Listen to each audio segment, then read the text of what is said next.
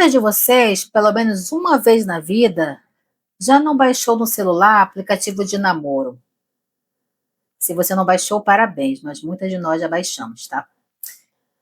Aqui o relato de hoje é de um homem que parecia que era o salvador da vida dela, livrou ela de muitas contas, até de agiota, mostrou ser o verdadeiro príncipe, mas na verdade ele queria fazer com que ela se apaixonasse por ele e que ela fosse uma presa muito fácil, né, de domínio dele.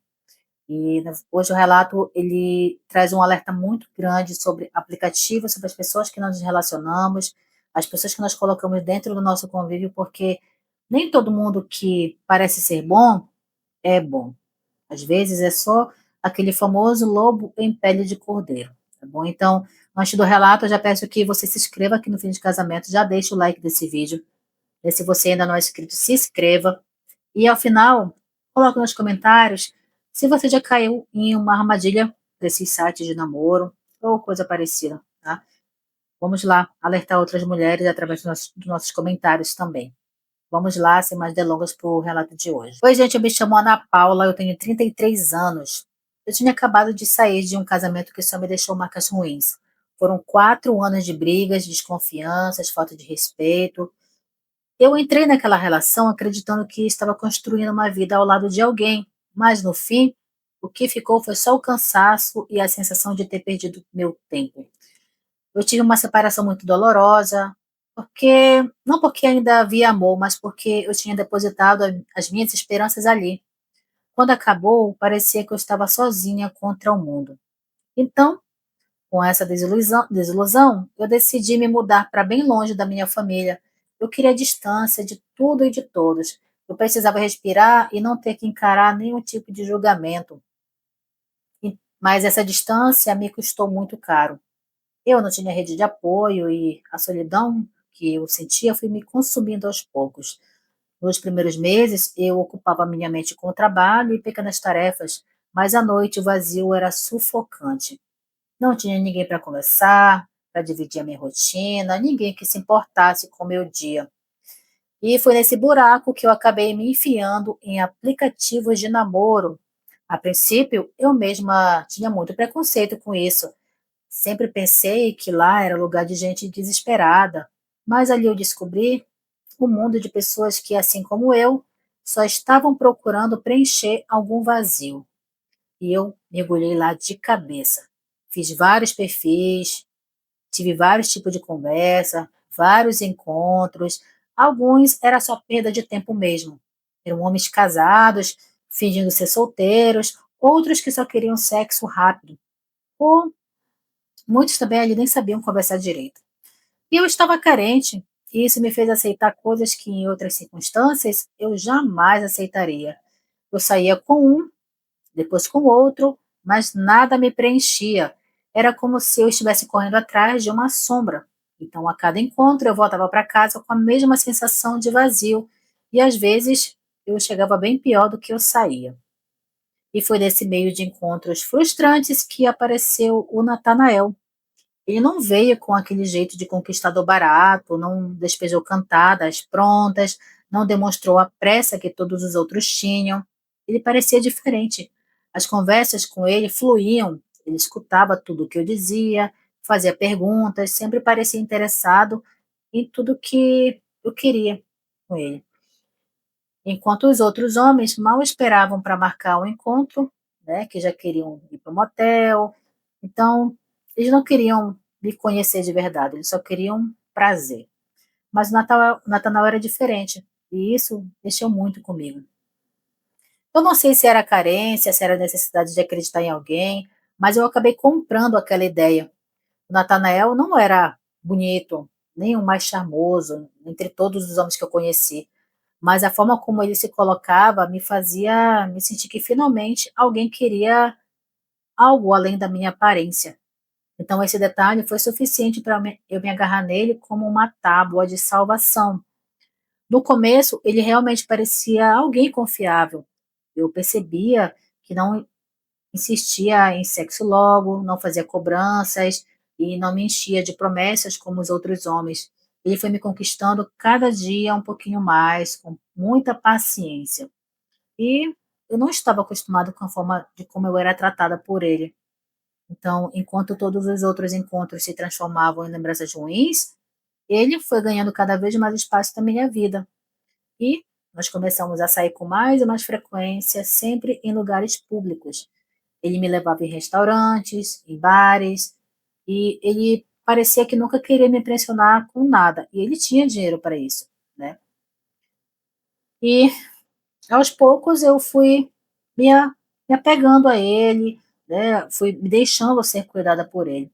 Em pouco tempo eu me vi esperando as atitudes dele, as mensagens. Eu ficava sempre nervosa ao longo do meu dia, esperando alguma ligação. Então, ele parecia assim, um homem tão diferente. E quando eu vi, ele já estava ocupando parte dos meus pensamentos de um jeito que eu não conseguia lidar com aquilo bem, né? Então, até me senti meio frustrada, porque eu parecia que tinha mais interesse nele do que ele por mim. Uma vez eu mesma me peguei dizendo que se eu conseguisse me relacionar com ele, ia ser bem diferente de tudo que eu vivi. E eu pensei realmente que ele fosse o homem certo, né, que ele tinha chegado no momento que eu mais precisava. Só que eu não sabia. Mas ali eu ia viver um novo ciclo. Eu que já tinha saído de um relacionamento conturbado, estava prestes a mergulhar em algo ainda pior. Só que, como toda armadilha bem montada, né, no início, tudo que parece uma solução, na verdade, são os problemas vindo. Então, com o tempo, aquilo que eu tinha com o Natanael foi esfriando. Tínhamos nossos encontros, mas ele nunca passava do ponto. Parecia assim que nós éramos apenas amigos, amigos coloridos, mas que só abraçava, não dava beijo, não tinha nada de mais íntimo. Então, o que eu tinha com ele foi esfriando. Na verdade, posso chamar o que nós tínhamos de, no início de relacionamento, porque a gente nunca tinha trocado nenhum beijo. Então, era uma relação bem estranha. Então, ele parecia, às vezes, ter algum tipo de interesse, né, mas que queria ir com calma. Então, ele sempre me levava para sair, mas nada além disso. Então, às vezes, ele agia até com um pouco de indiferença, como se eu não fosse importante. Então, tudo isso me deixava bem confusa. Eu não entendia se ele realmente gostava de mim ou só estava ali para ocupar algum espaço nele. Então, eu fiquei bem cansada dessa incerteza dele, que eu comecei a me abrir para outros homens. Eu conheci um outro homem e eu comecei a me relacionar com ele. Me namorei mesmo, foi bem diferente. Eu sentia que tinha, né, finalmente deixado o interesse do Natanael no passado, né, mas eu estava me relacionando com uma pessoa, mas eu ficava pensando nele. Então, era bem estranho. E o pior, ele se mostrava ainda presente na minha vida, mesmo eu namorando com outro homem.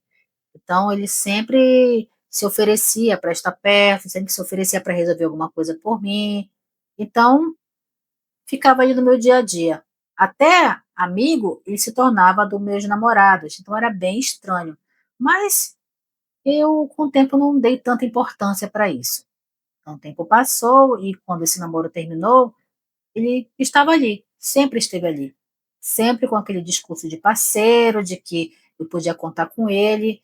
Eu não percebia naquele momento, mas parecia que Natanael nunca ia embora. Ele não avançava, mas também não recuava, ficava sempre ali. E de alguma forma isso me deixava dependente dele. Mais tarde eu comecei um outro relacionamento e achei que seria diferente, mas a mesma coisa aconteceu. Ele se aproximou, fez amizade com meu novo namorado, estava ali sempre por perto. Aos poucos ele começou a soltar alguns comentários. Dizia que fulano não parecia ser confiável, que eu merecia alguém melhor, que eu estava vendo que ele estava vendo coisas estranhas. No início, eu até achava que ele só queria me proteger, mas depois eu percebi que as palavras dele ficavam ali, martelando na minha cabeça, e eu começava a olhar para o parceiro que eu estava ali com uma certa desconfiança. E, com isso, o namoro acabava.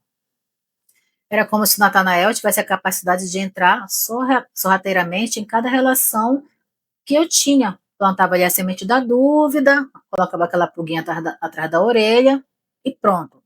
Bastava aquilo que eu já ficava desconfiada e eu terminava qualquer tipo de relacionamento. Então, o comentário dele tinha muito efeito em mim.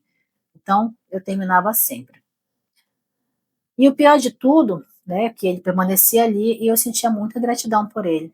Por mais estranho que fosse, na minha cabeça eu pensava que ele estava sendo um amigo verdadeiro, e que qualquer outra pessoa, né, teria se afastado de mim, mas ele resolveu permanecer. Eu não via que aquilo não era amizade, né? Eu não via que aquilo não era amizade, era controle. Natanael nunca quis me perder de vista, e quando percebia que alguém estava me afastando dele, ele dava um jeito de virar o jogo. Quando ele percebia que as pessoas estavam muito interessadas em mim, que, né, eu poderia deixar ele de escanteio, ele fazia alguma coisa para ele ficar sempre ali sendo notado. Chegou um ponto em que eu mesma eu comecei a pensar: por que será que ele nunca avança ou demonstra algum tipo de interesse? Por que que ele nunca me beijou? Por que que ele nunca assumiu nada comigo? Era como se ele estivesse esperando o momento certo. Enquanto isso, eu seguia me envolvendo em relações fracassadas e ele sempre acabava com uma única pessoa ali que não o ia embora. Hoje eu entendo que esse comportamento dele era calculado. Ele me mantinha muito próximo o suficiente para que eu dependesse dele, e distante também o bastante para que eu nunca conseguisse definir o que sentia. Ele era como uma sombra. A cada vez mais eu estava presa naquela dependência sem perceber nada. E foi depois de mais um término que o Natanael veio de um jeito diferente. Ele não vinha mais com aquelas atitudes de amigo que sempre estava ali rondando meus namoros. Dessa vez ele foi bem claro. Ele queria ter um relacionamento sério comigo. Disse que estava cansado de me ver sofrendo com homens que não me valorizavam, que sabia cuidar de uma mulher e que se eu desse uma chance, ele provaria isso. E eu confesso que eu pensei duas vezes porque a nossa história nunca tinha passado da amizade, mas no fundo eu gostava muito dele. E eu também confiava nele. Ele era a única pessoa que nunca tinha ido embora. Então, lógico, eu aceitei. E no começo parecia tudo perfeito. Eu tinha acabado de perder o emprego e a vida ficou bem difícil. O aluguel pesava no meu bolso e as contas estavam cada vez mais se acumulando e eu não sabia mais o que fazer. Era como se tudo estivesse desmoronando ali ao mesmo tempo. Teve um dia que ele foi na minha casa, abriu a geladeira, né, pediu água e ele viu que ela estava vazia. Eu fiquei sem graça, mas eu não disse nada para ele. Ele pegou, saiu, sumiu por algumas horas. Quando ele voltou, ele veio com um carro cheio de compras. Ele encheu a minha geladeira, os armários, comprou tudo sem que eu pedisse nada. E quando eu tentei questionar, ele só me olhou e disse: Você nunca mais vai passar por isso enquanto estiver comigo. E a partir dali, ele começou a pagar todas as minhas contas: aluguel, água, luz, internet, tudo ele bancava. Eu não precisei pedir, ele simplesmente fazia. E naquele momento, ele foi um alívio imenso. Eu sentia que tinha encontrado alguém que realmente cuidava de mim, alguém que se importava de verdade comigo. Depois de tanto tempo me virando sozinha, parecia que finalmente eu podia descansar um pouco. Só que a vida ainda tinha mais complicações para me entregar, porque antes de conhecer o Natanael, eu tinha feito algumas escolhas erradas. Eu me envolvi com pessoas erradas e acabei pegando dinheiro emprestado com a agiota. No começo parecia bem fácil de pagar, mas os juros começaram a crescer de um jeito muito absurdo. Chegou a um ponto que eu não conseguia mais lidar com as ameaças que eles me faziam. Eram ligações todos os dias, mensagens dizendo que iam me esperar na porta de casa, que sabiam onde eu morava. Então, com tudo aquilo, eu mal dormia, sempre estava acordando assustada, eu vivia com medo até de sair de casa. Um dia, ele me viu triste, né? Eu não aguentei. Contei tudo para ele. Falei chorando, fiquei até com vergonha, porque eu tinha me metido naquilo e eu esperei o julgamento dele. Mas não. Ele me ouviu, pediu o telefone ali do contato do agiota e, sem me falar nada, foi lá, conversou com ele. Poucos dias depois, ele voltou na minha casa e disse que já tinha resolvido tudo, que eu não precisava me preocupar com nada. Gente, ele tinha pago a dívida inteira. Eu não sabia nem o que dizer para ele. Foi como se ele tivesse tirado uma tonelada de cima das minhas costas. Naquele momento, a confiança que eu já tinha nele se transformou em algo muito maior. Eu passei a olhar para ele como alguém essencial na minha vida. Ele não só estava ali quando eu precisei, como tinha resolvido o maior problema que eu enfrentava. Eu sentia uma gratidão imensa e eu pensava, se não fosse ele, eu nem sei o que teria acontecido comigo. Só que junto com esse alívio veio também uma nova realidade. Tudo na minha vida agora dependia dele. Ele pagava minhas contas, colocava comida dentro da minha casa, me livrou de um agiota. Eu, na época, não percebia, mas eu tinha entregado a ele o controle completo da minha vida. E foi nesse momento que eu achei que eu tinha encontrado ali o auge do relacionamento. Porque depois de tanto tempo, de toda a nossa aproximação e afastamento também, nós finalmente nos entregamos de verdade. Porque nós tínhamos um namoro, mas era tipo um namoro santo, só beijos e abraços. Nunca tivemos nenhuma relação sexual, assim, de fato, né? Mas com a nossa aproximação e com o cuidado que ele tinha comigo, nós tivemos, e eu confesso, ele sabia exatamente o que fazer, sabia como me tocar, sabia o que dizer, cada gesto dele parecia ali calculado para me enlouquecer. Eu me sentia desejada de um jeito que eu nunca tinha sentido antes, e pela primeira vez em muito tempo, eu achava que eu estava vivendo algo intenso, diferente e verdadeiro. E essa fase me deixou ainda mais apaixonada por ele, porque eu já confiava nele por tudo que ele tinha feito por mim, mas agora era como se eu tivesse caído de quatro por ele, de vez mesmo. Eu pensava nele o tempo todo, eu esperava ansiosamente pelas noites em que ficávamos juntos. Era como se cada parte minha, ali da minha vida, tivesse começado a girar em torno dele. E isso, para mim, era amor. Eu não conseguia ver que, na verdade, era um tipo de dependência que só crescia. E foi nesse cenário que ele percebeu que eu estava completamente envolvida, né, que ele tinha todo o domínio sobre mim. E foi sabendo disso que ele deixou escapar a primeira coisa estranha. Nós estávamos conversando depois ali do nosso momento íntimo e do nada ele me perguntou: Você curte algum tipo de fetiche? Você tem algum tipo de se relacionar com outro homem comigo olhando? Na hora eu olhei para ele e congelei, tipo, aquilo ali não fazia o menor sentido para mim. Eu respondi firme, né, quase sem acreditar, que não, claro que não, que aquilo ali para mim não tinha cabimento nenhum. Imagina ter relações sexuais na frente do seu marido com outro homem. Para mim era um completo absurdo. Na hora ele olhou para mim e riu, como se tivesse feito apenas uma brincadeira boba, e logo mudou de assunto. E também ele não insistiu, não debateu nada, só que aquilo ali me deixou meio que desconfiada, né? Ficou aquele incômodo ali enorme dentro de mim. E eu pensava, será que ele estava falando sério ou foi só uma piada mesmo de mau gosto? Mas eu deixei passar. Eu estava tão cega pela forma como ele me tratava, tão envolvida com a ideia de que ele era um homem que tinha mudado a minha vida, que eu preferi ignorar aquele meu sentimento. Eu não queria criar problemas, eu não queria estragar o que parecia ser um momento tão bom entre a gente. Só que sem eu perceber, aquele comentário não tinha sido só um acaso. Era apenas o começo do que ele realmente pretendia comigo.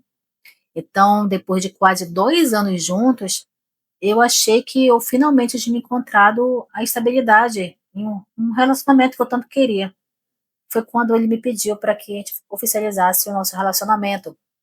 Então, não teve festa luxuosa, nem nada. Nós nos casamos daqueles casamentos coletivos de cartório, somente com a nossa família e alguns familiares. Foi bem rápido, né? Os meus pais, o relacionamento dele com o Natanael sempre foi muito bom. Eles sempre tiveram um carinho muito grande por ele. Diziam que finalmente eu tinha encontrado um homem que cuidava de mim de verdade. E ele tratava muito bem meus pais, sabia falar, sabia dizer o que eles queriam ouvir. Então, assim, a confiança que eles tinham nele era maior do que eles tinham em mim. Então, os primeiros meses de casada foram muito tranquilos. Eu tinha aquela sensação de que finalmente eu estava vivendo ali uma vida de mulher de família. A gente sempre fazia jantares, recebíamos amigos em casa, e ele sempre foi muito atencioso e prestativo comigo. Mas a minha calmaria não durou muito. Poucos meses depois do nosso casamento, ele voltou com a mesma conversa que ele tinha me dito anos atrás. De forma casual, ele, no meio da conversa, ele me perguntou de novo: você nunca pensou em ir a uma casa de swing só para ver como é? Eu encarei ele sem acreditar, respondi que não, que aquilo não fazia parte de quem eu era, nem do que eu queria. E ele riu de novo, fez parecer uma provocação boba, mas eu sabia que não era, porque era a segunda vez durante todo o nosso relacionamento que ele trazia aquele assunto à tona. E eu já começava a entender que aquilo ali não era só uma curiosidade qualquer, era um desejo dele, e estava claro que cedo ou tarde ele tentaria forçar isso de alguma forma. E não demorou muito, né? E veio uma mudança drástica nele. Ele, nessa época, ele recebeu uma proposta do trabalho, e era em outra cidade, e nós decidimos nos mudar. Na verdade, a decisão foi mais dele do que minha. Eu não queria deixar meus pais, nem ficar longe da minha família, mas ele insistiu tanto que acabou me convencendo. Ele argumentou que seria melhor para nós dois, que teríamos mais privacidade, que seria uma nova vida ali de verdade. E eu acreditei nele e só fui. Só que com o tempo eu entendi que o que significava estar longe de todo mundo, porque eu não tinha mais rede de apoio, eu não tinha a quem recorrer, nem com quem conversar, né, sobre as minhas inseguranças ali pessoalmente. E foi nesse isolamento que o meu pesadelo começou a tomar forma. Longe da minha família, sem ninguém para me ouvir, sem ninguém para me proteger, ele começou a revelar de verdade o que ele queria de mim. E o assunto da casa de swing voltou novamente. Só que dessa vez ele foi muito mais direto e muito mais insistente. E na nova cidade, tudo parecia mais frio, mais distante, porque eu não tinha ninguém, não tinha nem amigos, né? Era nova na cidade. Então, a única pessoa que eu tinha era ele. E foi isso, né? Que ele viu o terreno perfeito para mostrar o verdadeiro jogo de manipulação dele. Então, quando ele falou o assunto da casa de swing e tudo, eu sabia que o negócio era sério. Então, numa noite depois do jantar, ele olhou para mim bem sério e disse: você não percebe que tudo que eu fiz por você, será que não consegue entender? Porque eu paguei todas as tuas contas, te tirei das dívidas com agiotas, coloquei comida na sua mesa, e você não tinha nada. Eu fiz tudo que nenhum homem faria por você. E agora você não é capaz de realizar um desejo meu? Na hora eu fiquei sem reação, né? A cada palavra dele parecia, tipo, eu tinha uma dívida com ele. E ele não falava só de amor, ele falava de obrigação, como se eu tivesse ali uma obrigação emocional com ele que eu precisava quitar. Não, ele me cobrava por isso. E os dias seguintes, ele me pressionava cada vez mais. Sempre que eu dizia um não sobre o assunto da casa de swing, ele vinha com o mesmo discursos. Jogava na minha cara o quanto eu era ingrata, dizia que eu me livrei de homens que só queriam me usar, que ele, né, foi o meu salvador. Ele falava: eu te livrei disso e é assim que você me agradece. Então eram palavras que ele jogava na minha cara e vinham carregadas, sim, de verdade, mas eram distorcidas a todo tempo. Porque, assim, ele tinha me ajudado, mas aquilo ali não dava o direito dele me obrigar a fazer algo que eu não queria. Ainda assim, ouvir ele repetir isso tantas e tantas vezes me deixava em dúvida, como se eu fosse mesmo a culpada por não corresponder às expectativas dele. Então, depois disso, as ameaças começaram a ficar muito mais sutis. Primeiro, ele dizia que se eu não topasse, ele iria sozinho. Depois, que talvez fosse melhor ele procurar uma melhor mais aberta. E o outro dia, né, foi ainda mais cruel. Olha, pensa bem, eu sei coisas suas que você não ia querer que a sua família soubesse. Se você me deixar insatisfeito, você sabe que eu posso virar o seu maior problema, não sabe? Então aquilo ali me deu muito medo. Eu já não via mais ele como meu parceiro, mas alguém que tinha uma faca e o queijo na mão para me destruir. Ele falava aquilo com tanta calma, sem elevar a voz, e talvez isso fosse ainda pior do que eu pensava, porque parecia que era um aviso calculado, né? Então eu tinha que ter muito cuidado. No fundo, eu já sabia que eu tinha me metido em algo muito maior do que eu podia suportar, que eu estava sozinha demais para lutar contra ele. Quando, né, veio uma outra noite, ele passou tipo a semana toda me perturbando com aquele assunto. Até que chegou um dia que ele falou que eu deveria me arrumar, porque a gente ia sair. Só que eu pensei que era para um outro canto, eu não desconfiei. Eu cheguei a perguntar para onde nós íamos e ele não me respondia.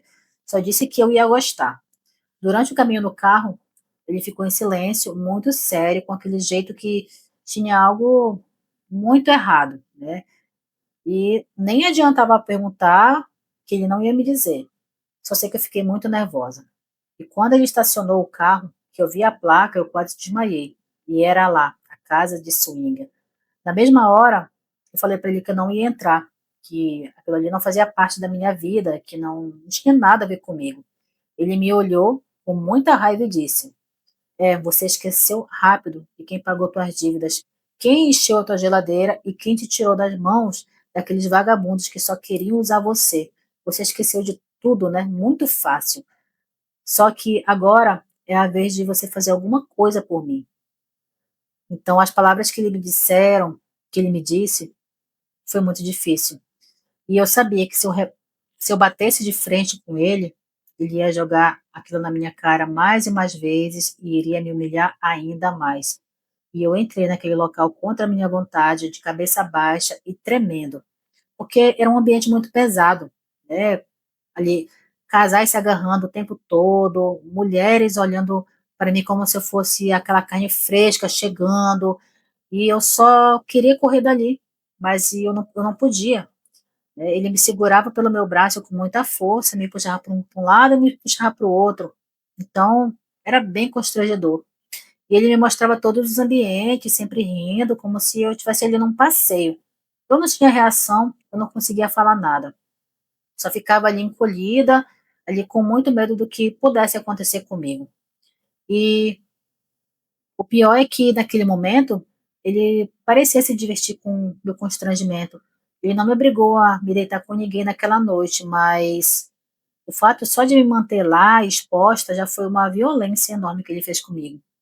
Nessa mesma noite, ele me fez assistir ele tendo relações com outra mulher e com o marido dela ali também vendo.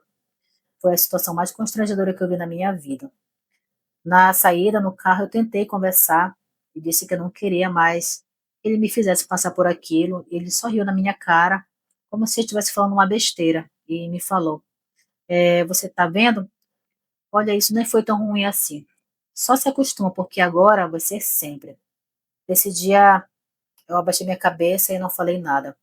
Quando a gente chegou em casa, ele dormiu como se nada tivesse acontecido e eu fiquei ali, me sentindo usada, com vontade de sumir.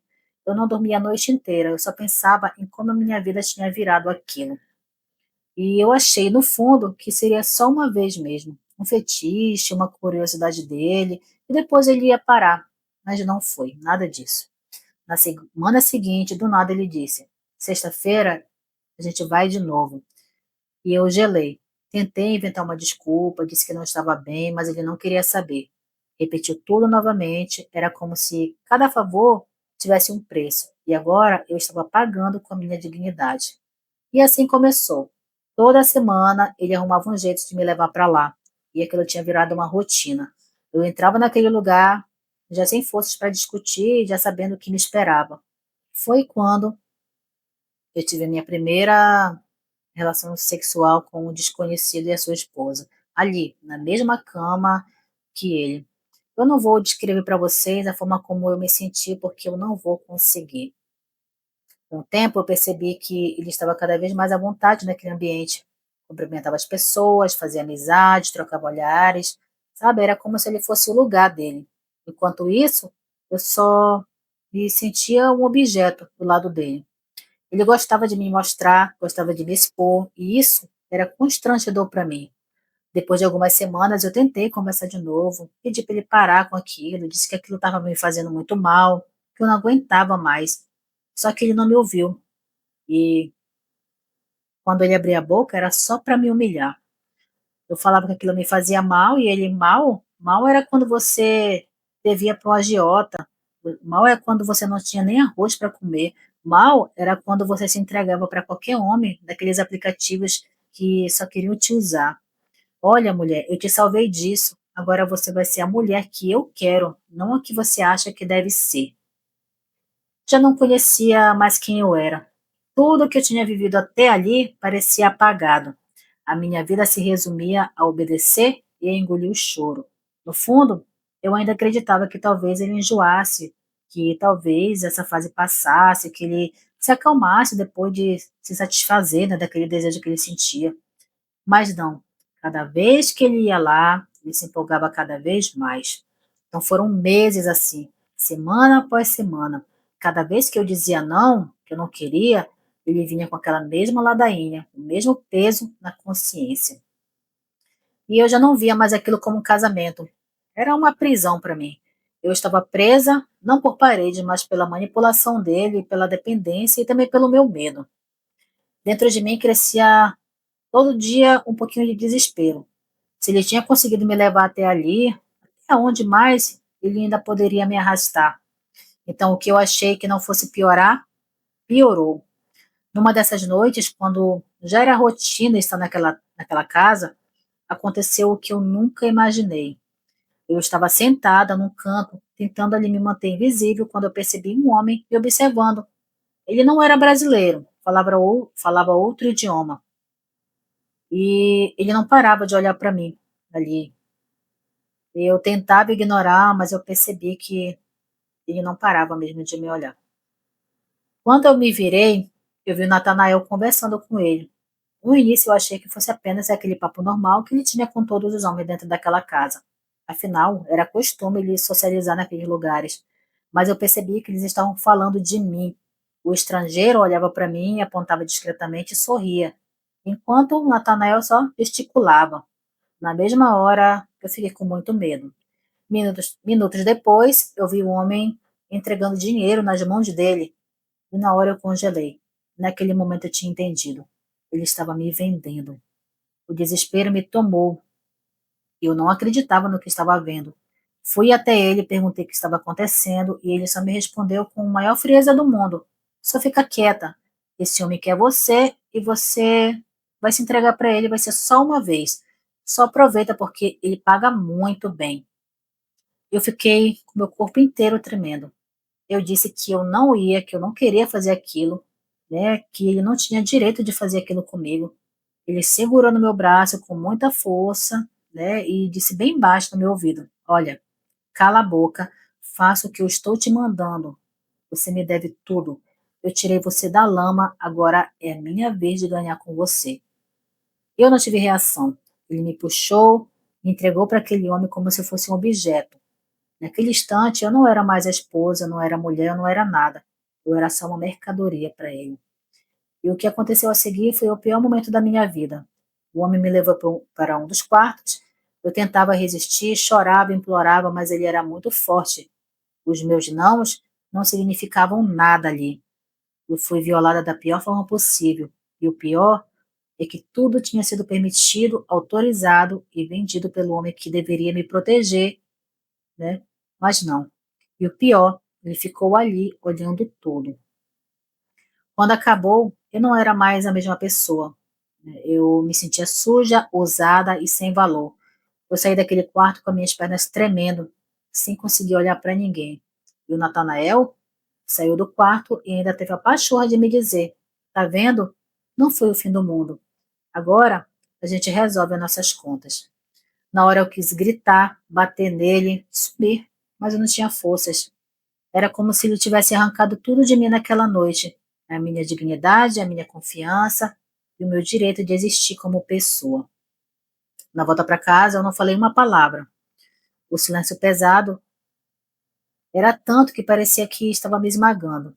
E ele ali agia normal, como se nada tivesse acontecido, como se fosse apenas mais uma saída de uma sexta-feira. E isso foi talvez a parte mais cruel, perceber que para ele aquilo ali era banal, era calculado, era só um negócio. Naquela noite eu fiquei deitada na cama e eu comecei a chorar até não ter mais lágrimas. Olhava para tudo e ficava pensando como é que eu tinha permitido aquilo na minha vida, né? Como é que eu consegui, a minha vida foi sequestrada daquele jeito. Eu lembrei de cada passo, da primeira vez que ele pagou minhas contas, da dívida, lembrei de tudo. Tudo tinha sido parte de um jogo. Ele nunca foi um salvador que eu pensei. Ele era só mesmo um carrasco disfarçado. Então, o trauma daquela noite ficou ali marcado, marcado mesmo como uma cicatriz invisível. Eu não conseguia mais encostar nele, eu não conseguia mais olhar nada nele, eu ficava com repulsa, com nojo. Mas ao mesmo tempo, eu estava presa ali, porque ele sabia de tudo, ele sabia da minha dependência, sabia das minhas fraquezas, mas eu sabia que eu precisava sair dali o mais rápido possível. Então, depois daquela noite, eu passei os dias inteiros em silêncio. Eu estava tentando me recuperar, tentando encontrar forças de alguma forma para falar com alguém, né? Então, depois que aconteceu tudo aquilo, eu chamei ele para conversar e disse que eu queria separação. Na hora, ele riu da minha cara, aquele riso de deboche, como se eu fosse incapaz de tomar aquela decisão sem ele. E ele perguntou se eu tinha enlouquecido, se eu não lembrava de tudo que ele tinha feito por mim. E eu falei firme, como nunca eu tinha falado com ele antes. Disse que nada do que ele tinha feito comigo, de ter me ajudado, nada daquilo dava o direito dele me oferecer para outros homens, porque eu não era nenhum tipo de mercadoria. Na hora a expressão dele mudou, ele ficou sério e ele veio para cima de mim. E falou que se eu ousasse deixar ele, eu iria me arrepender. Porque nunca mais ninguém ia me querer depois que tudo que aconteceu, porque ele ia falar para todo mundo. Mas eu já tinha tomado a minha decisão. Nos dias seguintes, ele tentou me convencer a todo custo a não sair daquele relacionamento, dizia que tinha sido só um deslize, que nunca mais iria acontecer, mas eu sabia que não, né? Mesmo ele dizendo que eu estava exagerando, mas eu sabia. E eu não cedi mais. Quanto mais ele falava, mais eu tinha certeza de que eu não podia continuar ali. Quando ele percebeu que não iria conseguir me segurar com palavras, ele começou a me intimidar. Começou a trancar a porta, escondia a chave, dizia que eu não iria embora, que eu não iria embora. E, e foi nesse ponto que eu olhei bem nos olhos dele e disse que se ele não me deixasse sair, eu iria para a polícia e ia contar tudo. E aquilo ali pareceu atingir ele de alguma forma. Foi quando ele recuou. Talvez não porque ele tivesse medo de ser preso, mas porque sabia que eu estava disposta a ir até o fim daquela vez. Nos dias seguintes, eu comecei a juntar minhas coisas e eu consegui sair de casa sem que ele percebesse. Eu fui direto para a rodoviária e lá eu consegui ligar para o meu irmão e pedir que ele me enviasse algum dinheiro. E perguntou o que tinha acontecido e disse que eu iria explicar quando eu chegasse na casa dele. E pedi também que se eu pudesse passar alguns dias lá na casa dele, ele deixou e foi o que eu fiz. Passei alguns dias na casa dele até organizar tudo, né? Depois eu pedi ajuda para os meus pais. Eles não sabiam de toda a história, mas sabiam que alguma coisa de ruim tinha acontecido. Não fizeram perguntas, né, no primeiro momento, só me acolheram como filha deles.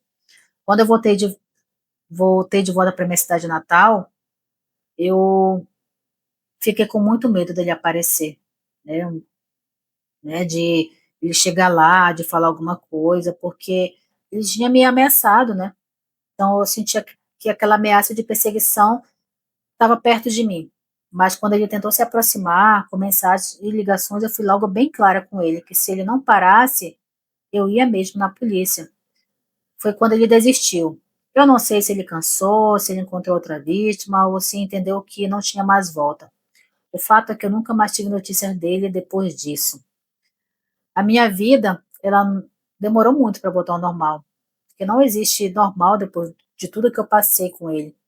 Mas aos poucos eu fui tentando me reconstruir, arrumei um emprego como atendente de caixa no mercado da minha cidade, e hoje eu estou morando com meus pais, até me reorganizar de novo. E eles, mesmo sem entender tudo, né, não falei tudo o que aconteceu comigo, eles foram meu suporte. Tudo que eu vivi deixa uma ferida muito perto em mim, e ela dói muitas vezes. Não é algo que vai desaparecer com o tempo. Então eu levo comigo o peso de ter confiado em alguém que parecia ser, sim, o meu salvador, e que, no fim, ele só revelou ser a pior pessoa do mundo.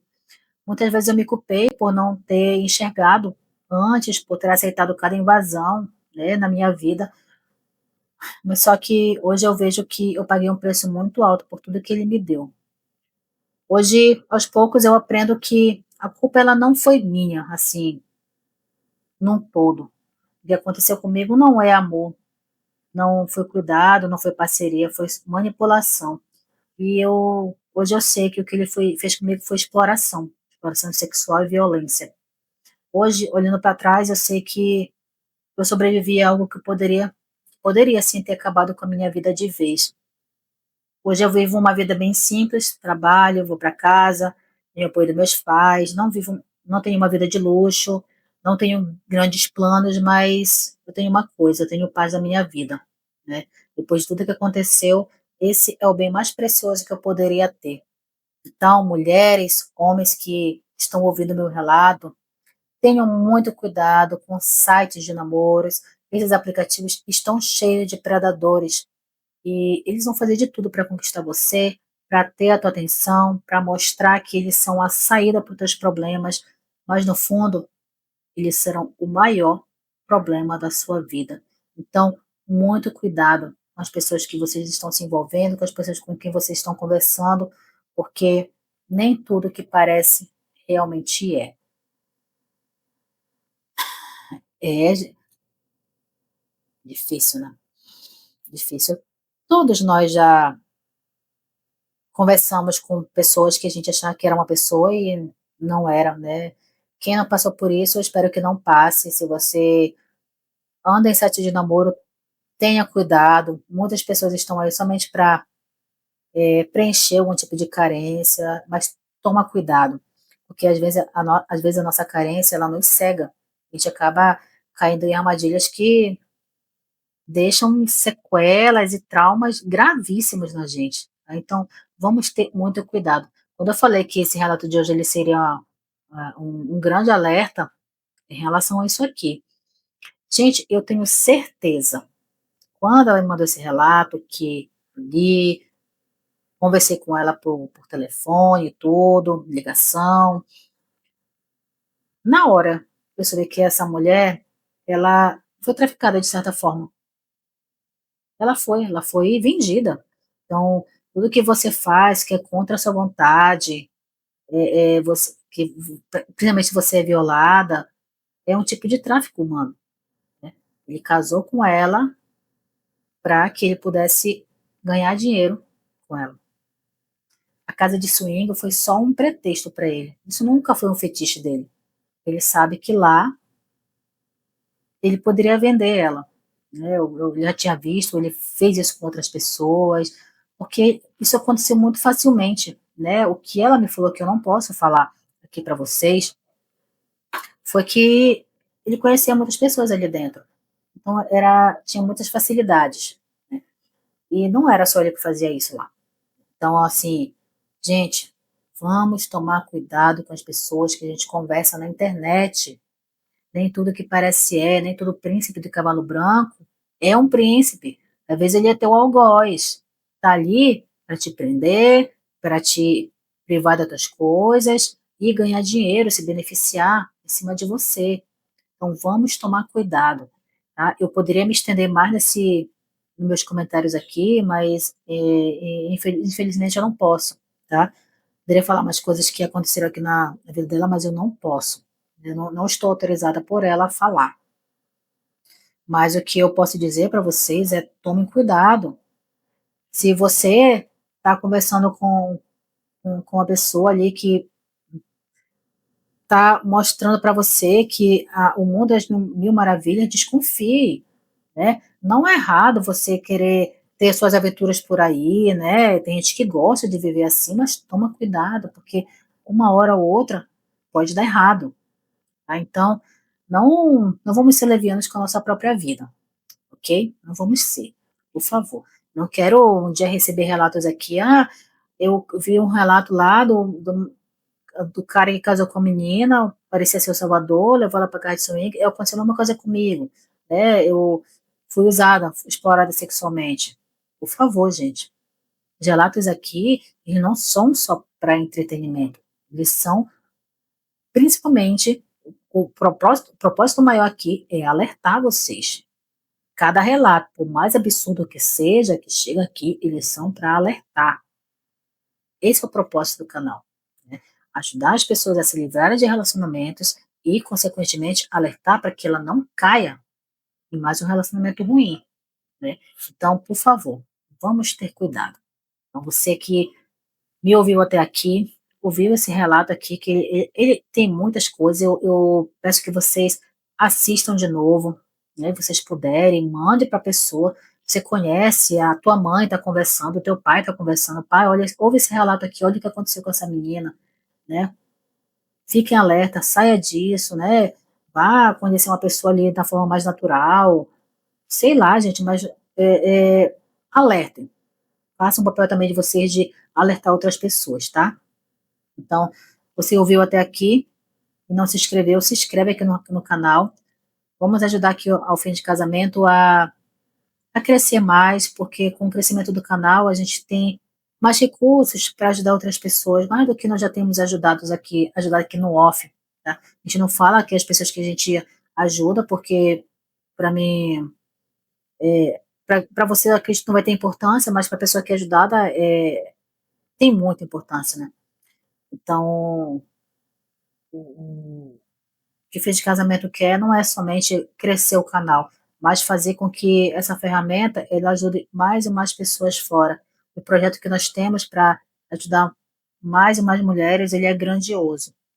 Mas para que isso aconteça, eu preciso da ajuda de vocês, eu preciso que o canal ele cresça, para que a gente consiga fazer isso, tá?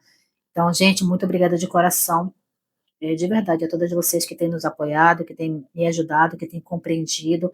Eu sei que tem muitas falhas, aqui no canal, mas todos os dias eu tenho procurado melhorar, tenho procurado me aperfeiçoar um pouquinho para entregar o melhor conteúdo para vocês. Mas, de verdade, muito obrigada a todos vocês que me abraçam todos os dias aqui, que mandam os seus comentários gentis, né? Vocês são muito generosas e eu sou muito grata por cada uma de vocês na minha vida. Tá? Então, obrigada de coração. Então, eu vejo vocês nos próximos relatos e nos comentários a seguir. Beijão.